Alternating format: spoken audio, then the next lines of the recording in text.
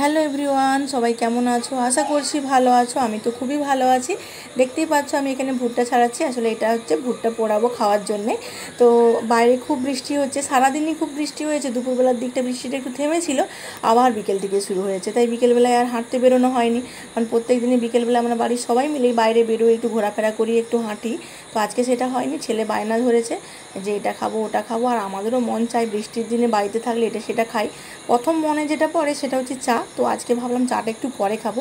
দেখলাম ভুট্টা আছে, তো দুটো ভুট্টা পুড়িয়ে নিই। ওগুলোই তাই জন্য ভালো করে ছাড়িয়ে নিচ্ছি, পরিষ্কার করে নিচ্ছি। আর এই ভুট্টা পোড়া খেতে কী যে ভালো লাগে, যখনই এগুলো পুড়াচ্ছি তখনই মনে পড়ে আছে কলেজ লাইফের কথা।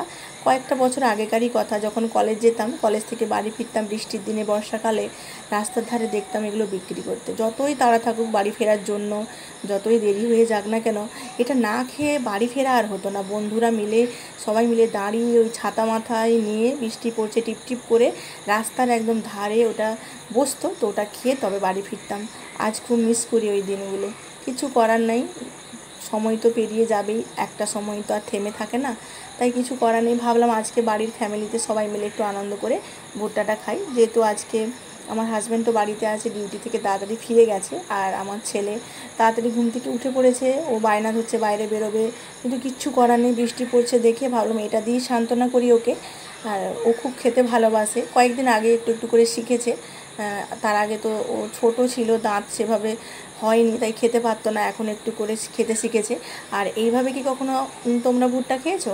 আমরা যখনই এই দোকানেই দেখেছি আমি যখন খেতাম, তো এইভাবে একটা লেবুর উপরে একটু লবণ ছড়িয়ে একটু গুঁড়ো লঙ্কাও দিত তখন, দিয়ে এইভাবে ভুট্টার উপরে মাখিয়ে খেত। তো গুঁড়ো লঙ্কাটা আমি এখানে দিচ্ছি না, যেহেতু ছোটো ছেলে আছে, ও ঝাল লেগে যাবে, কিন্তু লেবুর সাথে লবণ মাখিয়ে না খেতে দুর্দান্ত লাগে।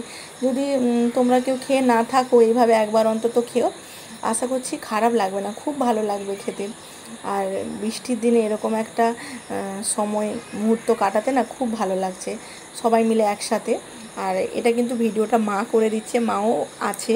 তো মা আসলে এগুলো অতটা খেতে পারে না, তাই মা বললো আমি খাবো না, তোমরা খাও, তারপরে চা হলে আমাকে দিও। তো মা বললো তাহলে তোমরা খাও, আমি ভিডিওটা বানিয়ে দিই। কাউকে না কাউকে তো চাই বলো ভিডিওটা বানিয়ে দেওয়ার জন্য, তাই মাও খুব গুরুত্বপূর্ণ, স্পেশাল আমাদের জন্য। চলো টাটা, বাই বাই।